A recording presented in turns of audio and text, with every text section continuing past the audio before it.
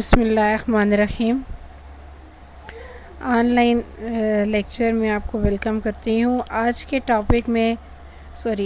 Lecture में हमारा topic होगा ऑपरेशनल एम्पलीफायर। कल के लेक्चर में हम ऑपरेशनल एम्पलीफायर को देख चुके हैं कि वो क्या होता है, उसकी करैक्टरिस्टिक्स क्या होती हैं।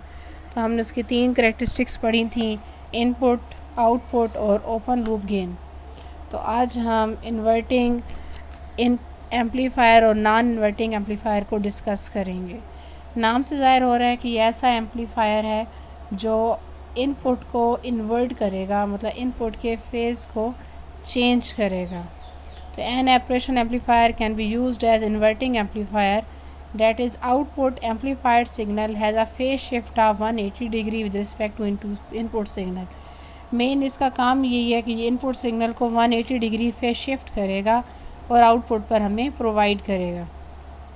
इनपुट सिग्नल अप्लाई किया जाएगा इन्वर्टिंग एम्पलीफायर पे। कल आई थिंक आपसे डिस्कस हुआ था कि इसके 2 टर्मिनल्स होते हैं, एक नेगेटिव होता है और एक पॉजिटिव होता है। तो नेगेटिव टर्मिनल को कहते हैं इन्वर्टिंग टर्मिनल और पॉजिटिव को कहते हैं नॉन इन्वर्टिंग टर्मिनल। तो इन्वर्टिंग टर्मिनल पर इनपुट सिग्नल अप्लाई होगा और उसकी रेजिस्टेंस R1 होगी, ये डायग्राम में आपको दिखाऊंगी। और नॉन इन्वर्टिंग टर्मिनल जो होगा वो इसका ग्राउंड होगा, इट्स मीन कि उसका जो पोटेंशियल होगा वो 0 होगा।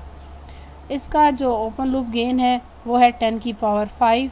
तो हमने एम्पलीफायर का एक्चुअली में गेन ही फाइंड करना है और गेन आपको पता होना चाहिए, गेन होता है आउटपुट ओवर इनपुट की रिस्पेक्ट से।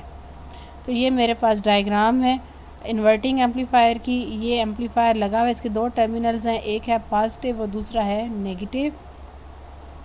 अब नेगेटिव टर्मिनल के ऊपर ये इनपुट सिग्नल अप्लाई किया गया और रेजिस्टेंस R1 के थ्रू करंट I1 इसके अंदर से फ़्लो करेगा। इस तरह आउटपुट जो है वो V0 के अक्रॉस ली जा रही है और ये रेजिस्टेंस R2 अटैच की जा रही है। R2 रेजिस्टेंस कहाँ पर अटैच है, नेगेटिव टर्मिनल और साथ में आउटपुट टर्मिनल पर अटैच है। तो इसके मैथमेटिकल स्टेप्स को समझने के लिए डायग्राम बहुत इम्पोर्टेंट है, तो डायग्राम के थ्रू ही हम मैथमेटिकल स्टेप्स को समझेंगे। सबसे पहले हम current through resistance R1 find करते हैं। तो R1 में से करंट जो पास कर रहा है वो है हमारे पास I1 current. I1 is equal to ohm law के मुताबिक V is equal to IR होता है और I इज़ इक्वल हो जाएगा V ओवर R के। तो हमारे पास 2 वोल्टेजेस आएंगी। तो एक आप देखें R1 किस किस के साथ कनेक्ट है। तो R1 एक सिरा उसका कनेक्ट है इनपुट के साथ और दूसरा सिरा कनेक्ट है नेगेटिव टर्मिनल ऑफ एम्पलीफायर के साथ। तो Vin minus V0 over R1। अब नेगेटिव टर्मिनल चूँकि ग्राउंड हुआ है, या आप ये कह लें कि नेगेटिव टर्मिनल को 0 वोल्ट पर रखा गया है, पीछे मैंने थ्योरी में लिखा हुआ है 0 वोल्ट पे रखा है, तो V नेगेटिव की जगह पुट हो जाएगा 0, तो पीछे रिज़ल्ट बन जाएगा VI ओवर R1। इसी तरह अब हम बात करते हैं R2 की। तो R2 रेजिस्टेंस के अक्रॉस जो करंट फ्लो हो रहा है उसका नाम है I2। अब R2 रेजिस्टेंस देखें तो कहाँ कहाँ कनेक्ट है। एक सिरा उसका कनेक्ट है नेगेटिव टर्मिनल के साथ और एक सिरा उसका कनेक्ट है आउटपुट के साथ। तो ये हो जाएगा V नेगेटिव माइनस V0, जैसा कि ये मैंने लिखा भी है V negative minus V0 over R2 ओम लॉ के मुताबिक। अब नेगेटिव टर्मिनल को चूँकि 0 पोटेंशियल पे रखा गया, उसकी जगह 0 पुट करेंगे, 0 माइनस V0 ओवर R2, तो रिज़ल्ट आ जाएगा V0 over R2। Practically no current flows inverting and non inverting terminal, मतलब इन्वर्टिंग और नॉन इन्वर्टिंग टर्मिनल के दरमियान चूँकि रेजिस्टेंस बहुत ज़्यादा हाई होती है, तो इन्वर्टिंग मतलब नेगेटिव और पॉजिटिव टर्मिनल्स के दरमियान में कोई करंट फ़्लो नहीं कर रहा होगा। करंट जो फ़्लो कर रहा है वो रेजिस्टेंस R1 और R2 के अक्रॉस कर रहा है। आप किरचॉफ करंट रूल के मुताबिक हम कहते हैं कि जो करंट होता है वो सेम होता है।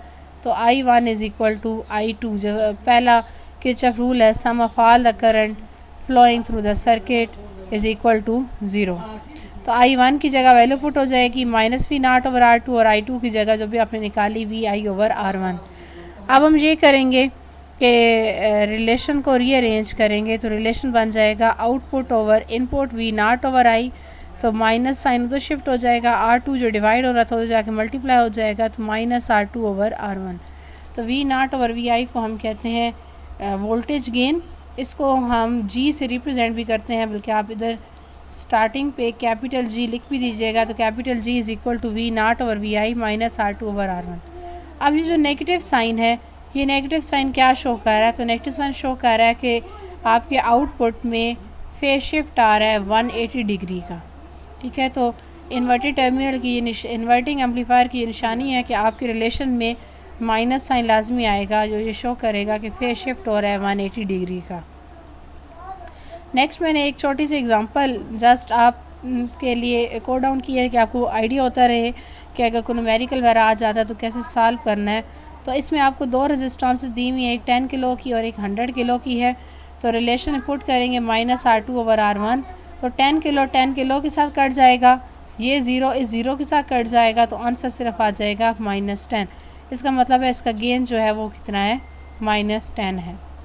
अब हम ऑपरेशन एम्पलीफायर करते हैं नॉन इन्वर्टिंग एम्पलीफायर, मतलब ऐसा एम्पलीफायर जो जो इनपुट को आउटपुट में कन्वर्ट तो करता है लेकिन फेस शिफ्ट नहीं लाता। पिछले वाला जो एम्पलीफायर था वो हमारे पास फेस शिफ्ट लाता था 180 डिग्री का। उसमें और इसमें डिफरेंस क्या होगा? उसमें डिफरेंस ये था कि हमने नेगेटिव टर्मिनल पर AC सोर्स अप्लाई किया हुआ था, ये AC सोर्स का सिंबल होता है। और इसमें आप देखें तो यहाँ पर AC सोर्स अप्लाई किया गया पॉजिटिव टर्मिनल के अक्रॉस और नेगेटिव टर्मिनल को रेजिस्टेंस R1 के थ्रू ग्राउंड किया गया है। तो थेरी थोड़ी बहुत है, वो आप चेक कर लीजिएगा कि किस तरह है। लाइक कोई बहुत बड़ी रॉकेट साइंस मैंने नहीं लिखी है, कि इसमें यही लिखा गया है कि रेजिस्टेंस R1 को ग्राउंड किया जाएगा और रेजिस्टेंस R2 के अक्रॉस करंट I2 फ्लो करेगा और R1 के अक्रॉस भी I1 फ्लो करेगा करंट। तो इसमें मैथमेटिकल स्टेप्स जो अपना कैसे रोल प्ले करते हैं। इसमें हमने किरचॉफ सेकंड रूल यूज़ किया और कहा है कि VI मतलब इनपुट टर्मिनल और पॉजिटिव टर्मिनल ये आपस में पोटेंशियल इक्वल होगा और ये इक्वल होगा नेगेटिव के। इट्स मीन कि इन्वर्टिंग टर्मिनल नॉन इन्वर्टिंग का पोटेंशियल ये सेम होगा और इनपुट का भी सेम होगा। अब हम करंट थ्रू R1 फाइंड करते हैं। तो एज यूजुअल जैसे हम पीछे देख चुके हैं कि R1 रेजिस्टेंस किस किस के अक्रॉस अटैच है। तो रेजिस्टेंस R1 अटैच है एक ग्राउंड टर्मिनल के साथ जिसका पोटेंशियल ऑफ कोर्स 0 वोल्ट होगा और दूसरा अटैच है वो नेगेटिव के साथ। तो ओम लॉ के मुताबिक हमारे पास रिलेशन बन जाता है 0 माइनस V नेगेटिव। ऊपर हम देख चुके हैं कि V नेगेटिव और VI आपस में इक्वल है, तो डेट्स वाई V नेगेटिव की जगह मैंने पुट कर दिया है VI, तो रिलेशन बन गया माइनस VI ओवर R1। इसी तरह अब हम फाइंड करते हैं current through R2। Current through R2, तो R2 रेजिस्टेंस के अंदर अक्रॉस जो करंट फ्लो कर रहा है उसका नाम है I2। तो I2 करंट किस में से फ्लो कर रहा है? रेजिस्टेंस R2 के अक्रॉस। रेजिस्टेंस R2 अटैच है एक नेगेटिव टर्मिनल के अक्रॉस और एक आउटपुट टर्मिनल V नॉट के साथ।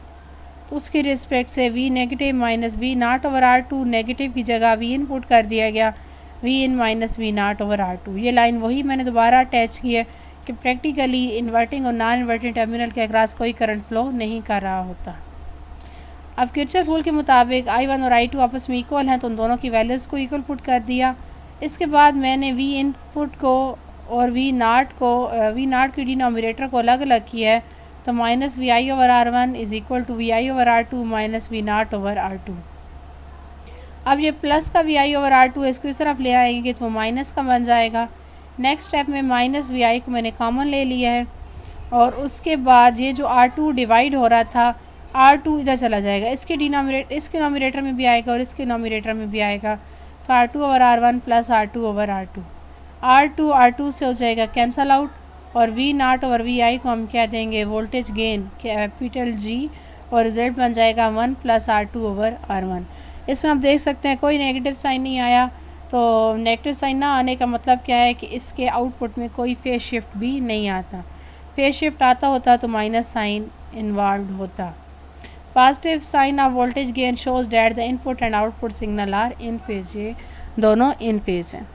नेक्स्ट हम एम्पलीफायर ऑपरेशन एम्पलीफायर की एप्लीकेशंस थी, तो एप्लीकेशंस के आज सिर्फ नाम लिखे हैं, फिर देख लेंगे। वैसे इंटीग्रेटर, डिफरेंशिएटर, एडर, सब्ट्रैक्टर, ये चीज़ें आपने प्रैक्टिकल में पढ़नी है तो बेहतर है वहीं पर देख लेंगे। लेकिन डिफरेंशिएटर और कंपैरेटर होपफुली नेक्स्ट लेक्चर में मैं इंक्लूड कर दूँगी। तो हमारे पास ऑपरेशन एम्पलीफायर की एप्लीकेशंस हैं कि स्केलर और लीनियर कांस्टेंट गेन के लिए फाइंड होता है, यूनिटी फॉलोअर के लिए यूज़ होता है, इंटीग्रेटर एक्चुअली में सम ऑफ सर्किट ही होते हैं। जैसा मैथ्स के अंदर आप इंटीग्रेशन करते हैं, इसका मतलब क्या होता है कि आप डिफरेंशियल का उलट प्रोसेस कर रहे हैं, और डिफरेंशियल का मतलब क्या होता है, हर एक चीज़ को डिफ्रेंशिएट करना, सेपरेट करना, और इंटीग्रेटर उसको सम अप कर रहा होता है। डिफरेंशिएट लाइक छोटे छोटे पार्ट्स में डिवाइड कर रहा होता है। कंपेरेटर का वर्ड कंपैरिजन से निकला है, दो वोल्टेजेस को कंपेयर करना, ऐड करना या सम करना तीसरी, और आगे होगी सातवीं हो जाएगी सब्ट्रैक्टर, लाइक माइनस करना। तो ये सारी एप्लीकेशंस ऑपरेशनल एम्पलीफायर की हैं, और आज नाम लिखे हैं तो कल इंशाल्लाह इसको आगे डिटेल में पढ़ भी लेंगे। और उसके बाद हमारे पास मिड टर्म में मल्टी वाइब्रेटर्स रह जाते हैं, वो आपने ऑलरेडी पढ़े हुए हैं, लेकिन मैं एज आ रिमाइंड आपको वो लेक्चर भेज दूँगी, आप वो सुन लीजिएगा। मज़ीद अगर इनमें कोई प्रॉब्लम हुआ, आपको ना समझ आ रही हो कि रेजिस्टेंस R1 और R2 के अक्रॉस करंट की वैल्यू हम कैसे ले रहे हैं, तो प्लीज़ मुझसे कांटेक्ट कर लीजिएगा। तब तक के लिए अल्लाह हाफ़िज़।